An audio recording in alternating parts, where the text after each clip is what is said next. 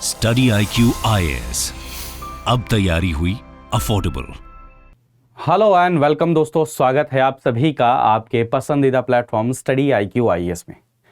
मैं प्रशांत आप सभी का स्वागत करता हूं। दोस्तों, हम आप सभी जानते हैं कि PIB का वीकली एनालिसिस करते हैं, तो ये फरवरी महीने के PIB का सेकेंड वीक का एनालिसिस है। 8 से 14 फरवरी में जो भी इम्पॉर्टेंट आर्टिकल रहे, स्पेसिफिकली अगर फोकस करें आपके प्रीलिम्स के रिगार्डिंग एंड मेंस के रिगार्डिंग, ज़्यादा फोकस इसी पे रहता है। बाकी कई सारे ऐसे भी होते हैं, जैसे अगर मैं नमस्ते स्कीम पढ़ा रहा हूँ तो ये प्रीलिम्स में भी आ सकता है, आप इसको मेंस में भी कहीं पर यूज़ कर सकते हैं, स्टेट PCS के एग्ज़ाम में भी आ सकता है और किसी ना किसी वनडे एग्ज़ाम में भी आ सकता है, टीचिंग के एग्ज़ाम में भी आ सकता है, डिफेंस के एग्ज़ाम में भी आ सकता है, कहीं पर भी SSC के एग्ज़ाम में भी आ सकता है। तो ऐसे फैक्ट आ सकते हैं। आगे बढ़ने से पहले इस सेशन की PDF आपको दोस्त टेलीग्राम चैनल पर मिल जाएगी। ये टेलीग्राम चैनल है प्रशांत तिवारी, अगर आप सर्च करेंगे, या फिर अगर आप UPSC विद प्रशांत ये यूज़र नेम से सर्च करेंगे तो आपको ये टेलीग्राम चैनल मिल जाएगा, जहां पर इसकी मैं PDF आपके साथ में शेयर करूंगा। ऐसे ही अगर आप सोशल मीडिया पर जुड़ना चाहते हैं तो ये इंस्टा प्रोफाइल है मेरी, आप मेरे साथ यहाँ पर जुड़ सकते हैं। इससे आपको क्या रहेगा कि बेटर हम कम्युनिकेट कर पाएंगे। अगर कोई भी परेशानी आपको रहती है या कोई भी इंफॉर्मेशन मुझे शेयर करनी रहती है तो हम यहाँ पर आपके साथ में क्या कर पाएंगे, कम्युनिकेट कर पाएंगे। तो आप यहाँ पर मेरे साथ जुड़ सकते हैं। और अगर आगे बढ़ें तो ये इंफॉर्मेशन मेरे दोस्त आप सभी के लिए है। अगर आप UPSC की तैयारी कर रहे हैं और 2024 में UPSC का अटेम्प्ट देना चाहते हैं तो आपको अभी से, क्योंकि मार्च, और वो भी मार्च ऑलमोस्ट 10 दिन खत्म हो जाएंगे अब, तो आप ये सोचिए 1/3 मार्च खत्म हो गया। तो अब आपको देर नहीं करना है। ये नहीं सोचना कि भाई 2024 अगले साल है तब देखेंगे, नहीं। और उसके लिए भी आपके लिए बहुत स्पेशल एक ऑफर है, होली ऑफर है, जो आपका सिर्फ 8 मार्च तक ही आपके लिए वैलिड है, जिसमें आपको ये फाउंडेशन कोर्स मात्र 17,499 रुपए में मिल जाएगा, बशर्ते आप कोड क्या यूज करते हैं, PRT लाइव कोड यूज करते हैं तो। और इसके अंदर में आपको क्या मिलेगा, प्रीलिम्स और मेंस के लिए GS मिलेगा, आपको इसमें NCERT का होलिस्टिक कवरेज मिलेगा, आपको प्रीलिम्स की टेस्ट सीरीज मिलेगी, CSAT की क्लासेस मिलेंगी, मेंटोरशिप। किसी भी तैयारी में मेंटोरशिप से इंपॉर्टेंट रोल कुछ नहीं होता। तो ये सब कुछ आपको मिलने वाला, आप ज्वाइन करिए, बशर्ते कोड क्या यूज करना है आपको, PRT लाइव कोड आपको यूज करना। ठीक है, चलें तो सबसे पहला अगर आर्टिकल देखें तो नमस्ते स्कीम, जिसका मैंने अभी रेफरेंस आपको दिया, this is very important for your exam prelims 2023 में। ये क्वेश्चन यहां से सबसे ज्यादा आने के क्या है, चांसेस हैं। तो नमस्ते स्कीम क्या है, अगर आप सभी ने अपने आसपास में देखा होगा तो मैनुअल स्केवेंजिंग देखा होगा।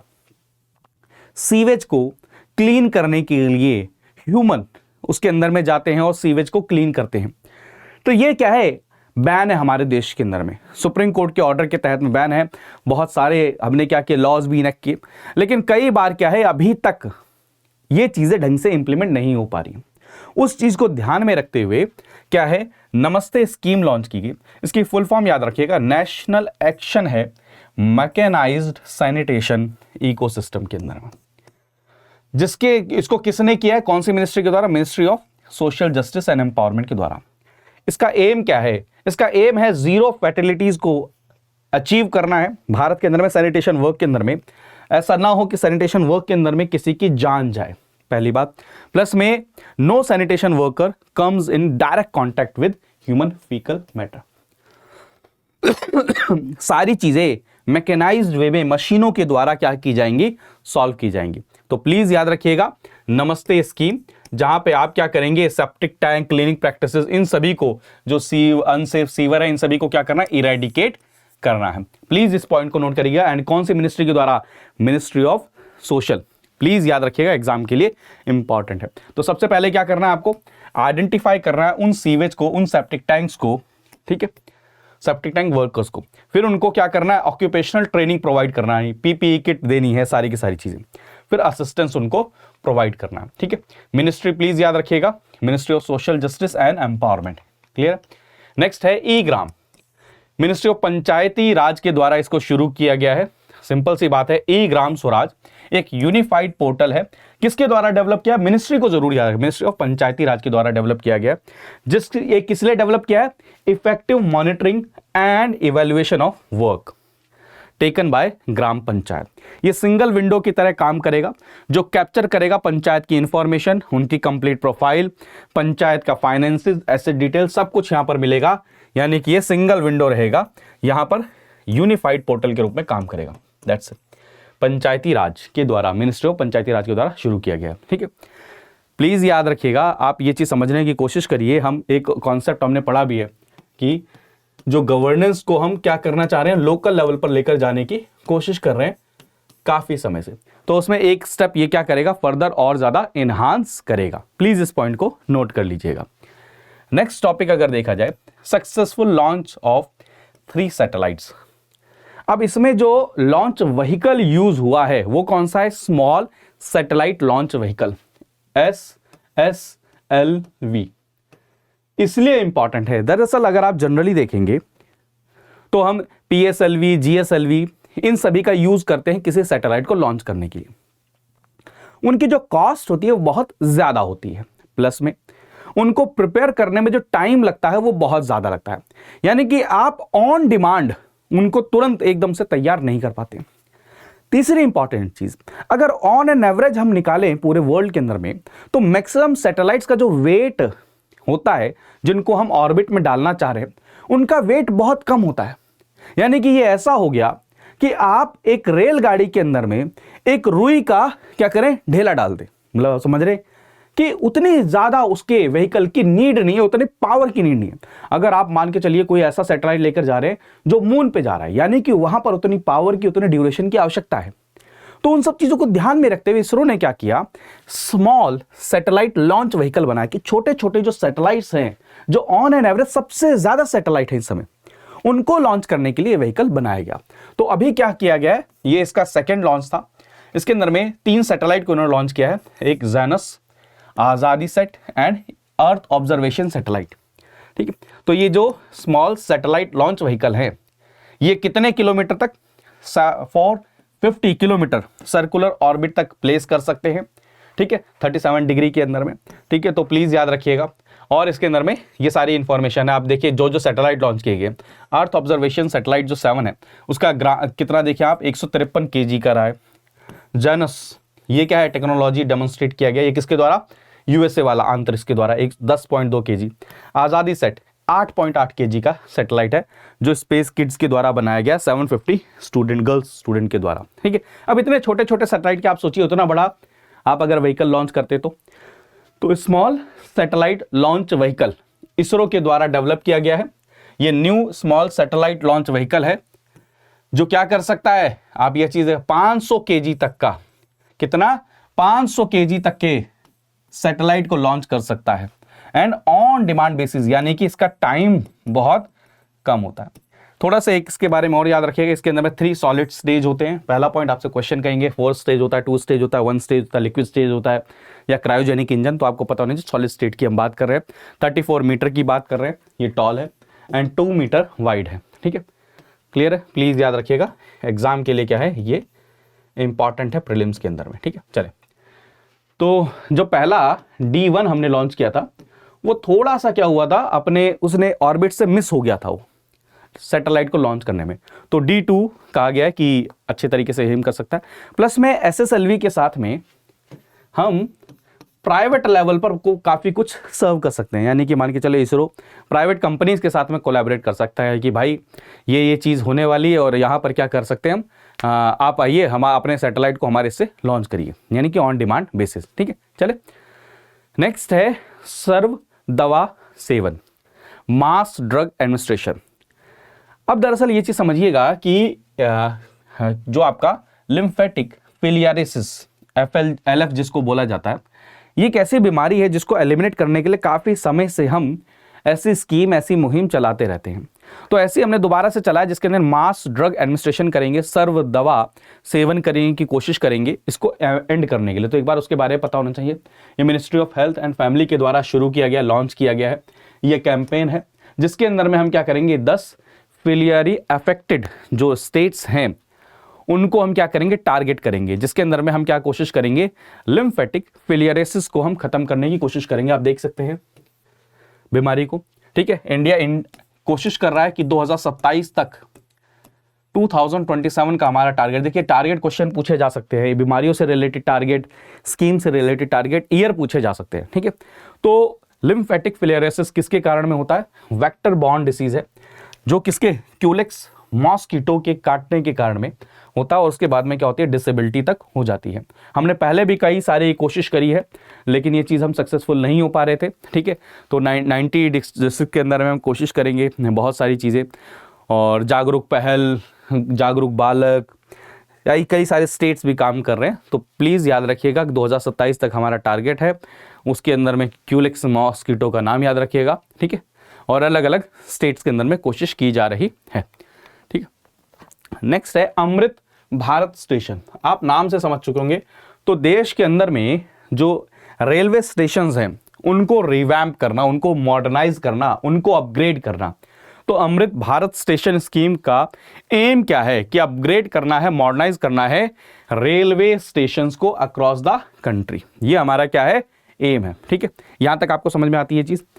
आगे अगर देखेंगे, इसके अंदर में हमने टारगेट लिया है अराउंड 1275 स्टेशंस को हम क्या करेंगे, आइडेंटिफाई किया है, और उनको हम क्या करेंगे, मॉडर्नाइज करने वाले हैं, ठीक है। क्लियर है। इसके अंदर में अलग अलग प्रकार का डेवलपमेंट किया जाएगा।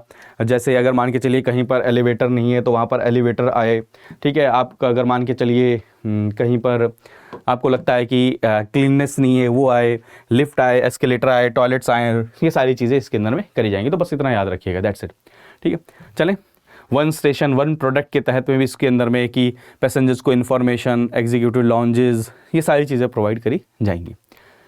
नेक्स्ट है 200 birth anniversary of Maharshi Dayanand Saraswati ji.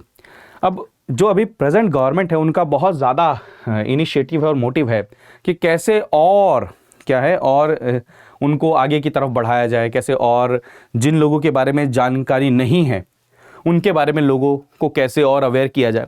तो ऐसे आप देखेंगे महर्षि दयानंद सरस्वती जी के कार्यक्रम में हमारे प्रधानमंत्री मोदी जी ने पार्टिसिपेट किया, और ये कब था, 12 फरवरी 2023 में हुआ था कार्यक्रम, ठीक है। जिसके अंदर में पूरे साल हम क्या करेंगे, बर्थ एनिवर्सरी को मनाएंगे।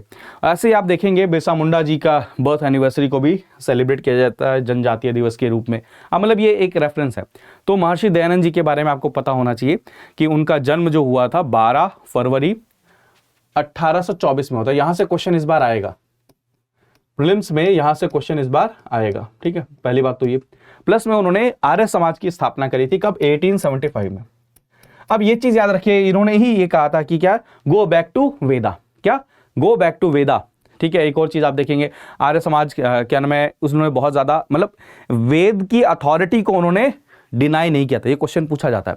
इनका ये कहना था कि ये जो इम्प्योरिटीज है, जो सोशल एविल्स है, ये हमारे वैदिक लिटरेचर के अंदर में अवेलेबल है ही नहीं। तो हम अगर प्योरिटी की तरफ जाना चाहते हैं तो क्या करें, गो बैक टू वेदा, ठीक है। तो आर्य समाज की स्थापना इन्होंने करी, जिसके अंदर में ये जो उस समय की सोशल इनइक्वालिटीज थी उनको एलिमिनेट करने की कोशिश करी गई, ठीक है। Arya Samaj was crucial in the cultural and social awakening of India. Modern history में यहां से रिलेटेड क्वेश्चन पूछा जाता है, क्रोनोलॉजी में भी क्वेश्चन पूछा जा सकता है। नेक्स्ट है ग्लोबल बायोफ्यूल अलायंस। अब आप सभी को मैंने कई सेशन में बार बार बताया है, बायोफ्यूल के ऊपर में हमारा बहुत ज्यादा क्या है, फोकस है। ऐसा फ्यूल जो लिविंग उससे हम बनाएंगे, जिसके अंदर में एक इसी की कैटेगरी में आता है कौन, एथेनॉल ब्लेंडिंग। एथेनॉल जो बनाया जाएगा शुगर केन, राइस, क्या नाम है आपका, बीट रूट, इन सबसे जो बनाया जाएगा वो भी इसी के अंदर बायोफ्यूल कैटेगरी में आता है। तो भारत लगातार अपने बायोफ्यूल के प्रोडक्शन को लगातार क्या है, बढ़ा रहा है। अब क्यों बढ़ा रहा है, इसका रीजन आपको ऑलरेडी पता है। क्यों, क्योंकि हम पेट्रोल स्लैश डीजल यानी कि क्रूड ऑयल हम क्या करते हैं, इंपोर्ट करते हैं।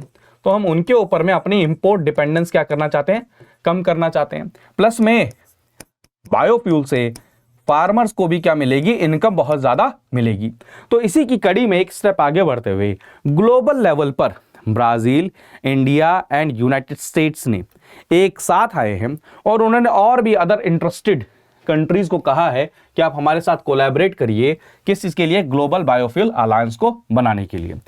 ये इसलिए क्योंकि ये 3 कंट्रीज ऐसी हैं ये जो लीड कर रही हैं प्रोड्यूसिंग के मामले में भी एंड कंज्यूमर के मामले में भी। अब बायोफ्यूल के अंदर में अगर एथेनॉल को देखें तो हम 10% ब्लेंडिंग करने लग गए हैं। टारगेट हमारा कितना है? 20% टारगेट है। कब तक? 2025 तक। ठीक है, ये चीजें प्लीज याद रखिएगा। ये फैसिलिटेट करेगा कोऑपरेशन को, इन्वेस्टमेंट को, टेक्नोलॉजी ट्रांसफर को, ये सारी चीज़ों में क्या करेगा? हेल्प करेगा ऐसा अलायंस। ठीक है, इससे मार्केट बनेगी।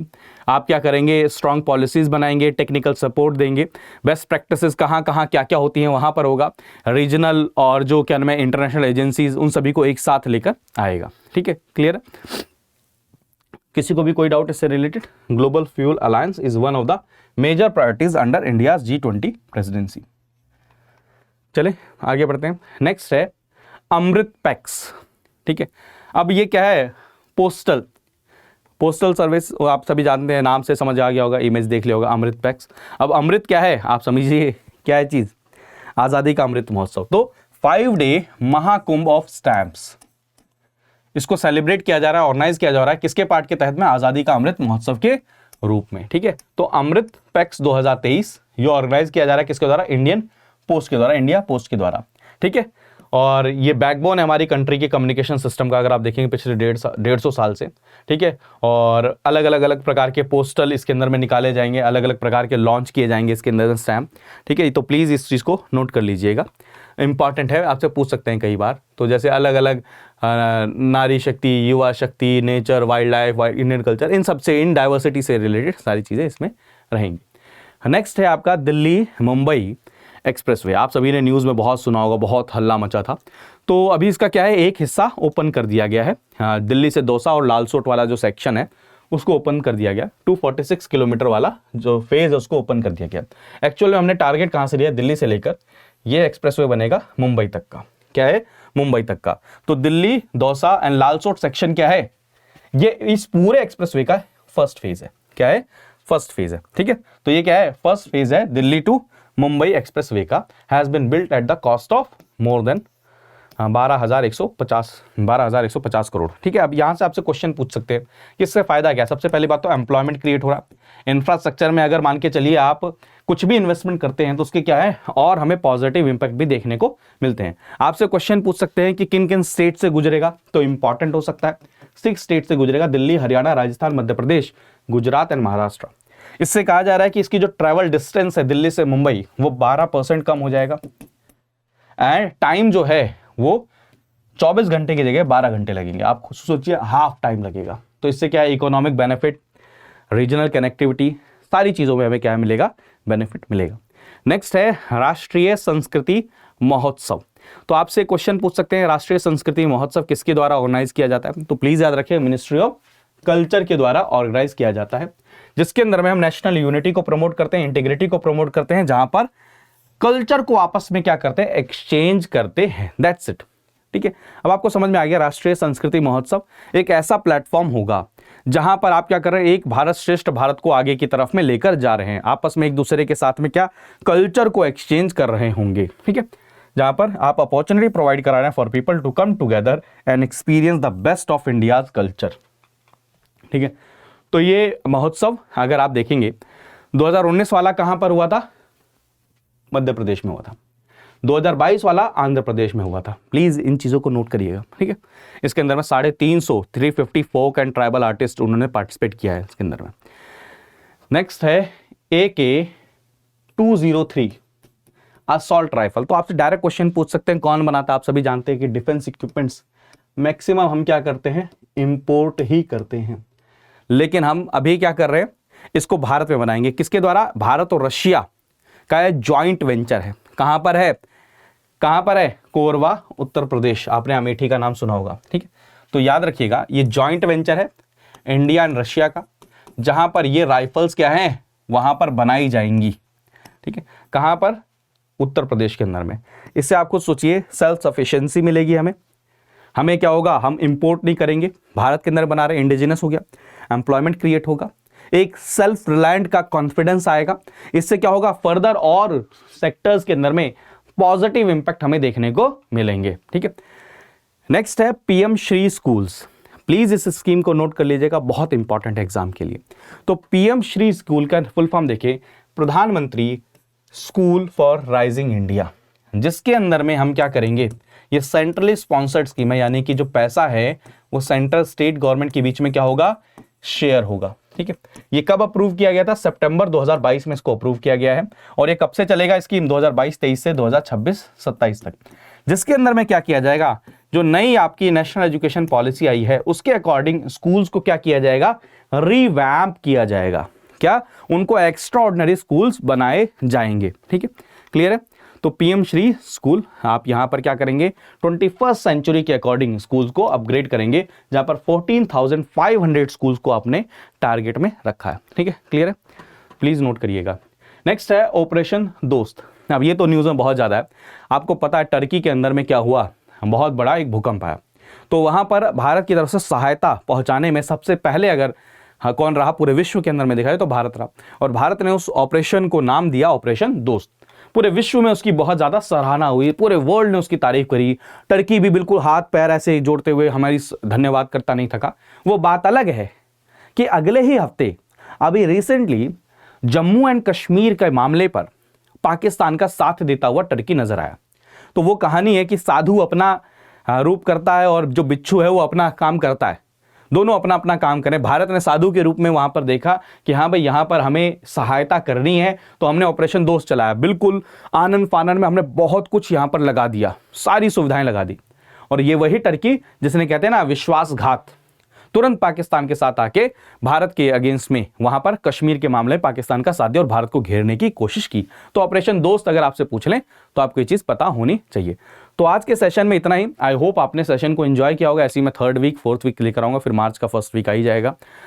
और ये दोस्तों बहुत शानदार अपॉर्चुनिटी, मेरा आपसे कहना है कि आप 17,499 रुपये में एक बार इस कोर्स को लेकर देखिए, आपको बहुत पॉजिटिव इससे आउटकम मिलेंगे। इसकी पीडीएफ आपको यहाँ पर मिल जाएगी, आप मेरे साथ ज्वाइन करिए, यहाँ पर इंस्टाग्राम पर भी जुड़िए। आपको कोई डाउट होता है तो मैं वहाँ पर अवेलेबल हूँ। तो मिलते हैं अगले सेशन में, तब तक अपना ध्यान रखिए, मुस्कुराते रहिए। बाय बाय, टेक केयर दोस्तों। स्टडी IQ IAS, अब तैयारी हुई अफोर्डेबल।